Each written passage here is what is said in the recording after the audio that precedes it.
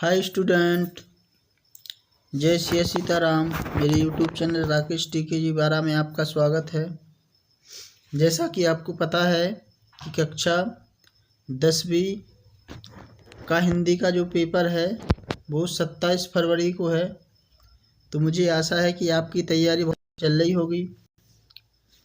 मैं आपको आज इस वीडियो में जो कक्षा 10वीं की हिंदी है उसका जो काव्यखंड है उसके बहुत ही इम्पोर्टेंट क्वेश्चन और आंसर बताने वाला हूं। तो आप इनको अच्छे से याद कर लीजिए। इनमें से ही आपको आंसर क्वेश्चन देखने को मिल जाएंगे पेपर में। तो जितने भी मैं ये क्वेश्चन बता रहा पढ़ के और उनके आंसर भी बताता जा रहा पढ़ के, तो आप उनको अच्छे से समझ लीजिए और साथ में याद करते जाइए। ठीक है ना। कोशिश कीजिए कि वीडियो के साथ में ही आपका एक बार अच्छे से रिवीजन हो जाए। ठीक है ना। तो ये जो मैंने जो क्वेश्चन शामिल किए हैं वो बार बार पेपर में आने वाले क्वेश्चन हैं और साथ ही जो नए क्वेश्चन हैं वो 2025 में आने की उनकी बहुत ही ज़्यादा संभावना है। वही वाले मैंने इस वीडियो में क्वेश्चन शामिल किए हैं। तो आप इनको अच्छे से देख लीजिए और याद कर लीजिए। पहला क्वेश्चन है, उद्धव के व्यवहार की तुलना किन किन से की गई है। गोपियों ने उद्धव के व्यवहार की तुलना कमल के पत्ते व तेल के गागर से की है। ठीक है। यदि आप इतना भी लिख देते हो तो भी आपको 2 नंबर मिल जाएंगे। जैसे कमल के पत्ते पानी में तथा तेल का गागर तेल में डूबे रहते हैं किंतु उन पर पानी की बूंद भी नहीं टिक पाती है, वैसे ही उद्धव श्री कृष्ण के पास रहकर भी उनके प्रेम से अछूते रहे। ठीक है ना। तो ये पहला इम्पोर्टेंट क्वेश्चन हो गया। दूसरा इम्पोर्टेंट क्वेश्चन है, गोपियों ने उद्धव से योग की शिक्षा कैसे लोगों को देने की बात कही है। गोपियों ने उद्धव से योग की शिक्षा चंचल मन वाले लोगों को देने की बात कही है, जिनका मन कभी कहीं और कभी कहीं और रहता है। उन्हें योग की शिक्षा दे देनी चाहिए। ठीक है ना, जिससे उनकी चंचलता समाप्त हो सके। तो इतना आप इसमें आंसर लिख सकते हो। ठीक है ना। चंचल मन वाले लोगों को योग की शिक्षा देनी चाहिए। गोपियों के अनुसार राजा का धर्म क्या होना चाहिए। गोपियों के अनुसार राजा का धर्म प्रजा के हित का पूरा ध्यान रखना होना चाहिए। राजा को किसी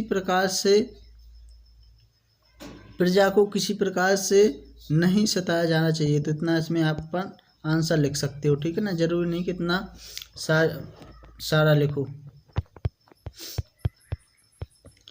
इसके बाद परशुराम के क्रोध करने पर लक्ष्मण ने धनुष टूट जाने के लिए कौन कौन से तर्क दिए। ठीक है ना। सबसे पहला पॉइंट है, राम का धनुष के टूटने में कोई दोष नहीं है।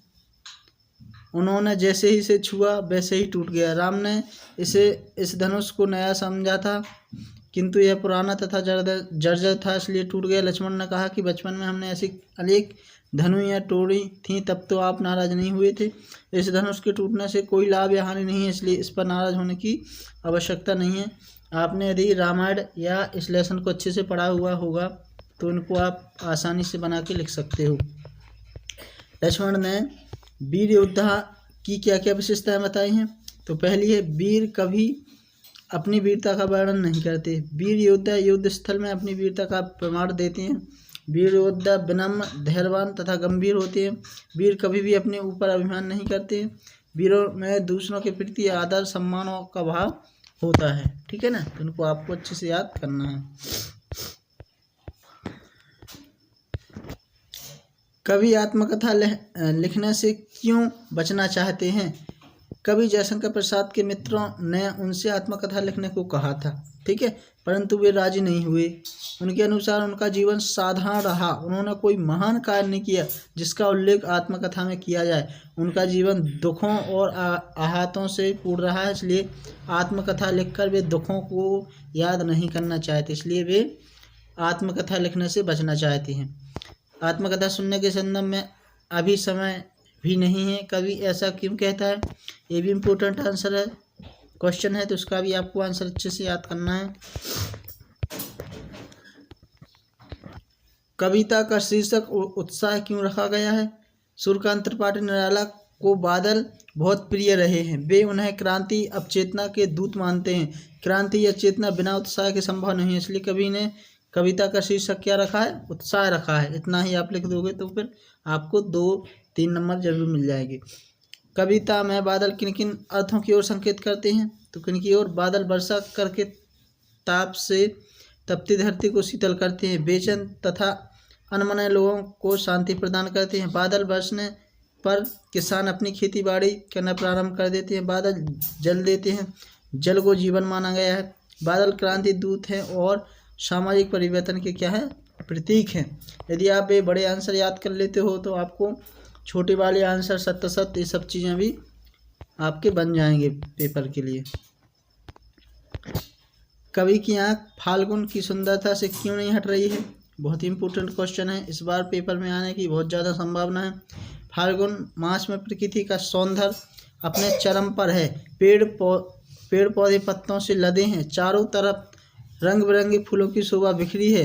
भीनी भीनी सुगंध सभी ओर आ रही है। प्रकृति की सुंदरता इतनी मनोरम है कि उससे कभी की आंखें हटना नहीं चाहती हैं। ठीक है ना, तो 1-2 बार पढ़ो और ये आपको समझ में आ जाएगा, फिर आप अपनी भाषा में। नेक्स्ट है, फाल्गुन में ऐसा क्या होता है जो बाकी ऋतुओं से भिन्न होता है? फाल्गुन में बसंत ऋतु आती है। इस समय पेड़ पौधे हरे लाल पत्तों रंग बिरंगे फूलों से लदे होते हैं। चारों ओर भीनी भीनी सुगंधित हवा चलती है। न सर्दी होती है न गर्मी होती है। मौसम मनोहर होता है। पक्षी चहचहाते रहते हैं। यह ऋतुओं की राजा मानी गई है। इतना सुहावन तथा मनोहर वातावरण अन्य किसी ऋतु में नहीं है, इसलिए फाल्गुन अन्य ऋतुओं से कैसा है? भिन्न होता है। कवि के अनुसार फसल क्या है? तो कवि के अनुसार फसल नदियों के पानी का जादू है, किसानों के हाथों की महिमा है, भूरी काली संदली मिट्टी का गुणधर्म है, सूर्य की किरणों का रूप परिवर्तन है तथा हवा की थितरन का सिमटा हुआ संकोच है। कविता में फसल उपजाने के लिए आवश्यक तत्वों की बात कही गई है। ये आवश्यक तत्व कौन कौन से हैं? तो आपको भी ये पता होना चाहिए, सबको पता है। ठीक है ना, एक बार पढ़ लेंगे तो अपन को अच्छे से समझ में आ जाएगा क्वेश्चन का आंसर। संगतकार के माध्यम से कवि किस प्रकार के व्यक्तियों की ओर संकेत करना चाह रहा है? संगतकार के माध्यम से कवि ने सभी सहयोगी कलाकारों, गायकों, वादकों, प्रकाश व्यवस्था करने वाले, मंच सज्जा करने वाले आदि की ओर संकेत किया है। इन सभी का महत्वपूर्ण योगदान होता है, किंतु उनका श्रेय नहीं मिलता है। ये पर्दे के पीछे रहकर अपना सहयोग करते हैं। ये लोगों की नज़र में नहीं आते, इसलिए महत्वपूर्ण होते हुए भी कार्य की सफलता से इनको नहीं मिल पाता है। इस तरह इनका योगदान भी महत्वपूर्ण है और ये औरों को उठाने, सफल बनाने में पूरी लगन से कार्य करते हैं। इसलिए इस तरह के व्यक्तियों की ओर कवि का संकेत किया है। संगतकार किन किन रूपों में मुख्य गायक गायिका की मदद करते हैं? मुख्य गायक गायिका की आवाज़ में अपनी ध्वनि मिलाकर उनकी आवाज़ को सबल बनाते हैं। मुख्य गायक गायिका तार सप्तक में खोकर गहराई में चले जाते हैं, तो संगतकार ही स्थायी टेक को पकड़कर मुख्य गायक को वापस मूल स्वर में। ऊंचे स्वर में गाने पर मुख्य गायक गायिका की बैठती आवाज़ टूटते स्वर को सहारा देकर संगतकार ही संभालते हैं। मुख्य गायक गायिका को अकेलेपन के एहसास से बचाते हैं। ठीक है ना, तो ये क्या है? मुख्य गायक गायिका की मदद करने में किन किन रूपों में संगतकार की वो भूमिका होती हैं, वो उनके पॉइंट दिए गए हैं, तो उनको आपको अच्छे से क्या कर लेना है? याद कर लेना है। ठीक है ना, तो जो आपका हिंदी कक्षा 10वीं की जो हिंदी है उसमें जो काव्यखंड है उसमें यही महत्वपूर्ण क्वेश्चन हैं, इनको आपको अच्छे से याद करना है।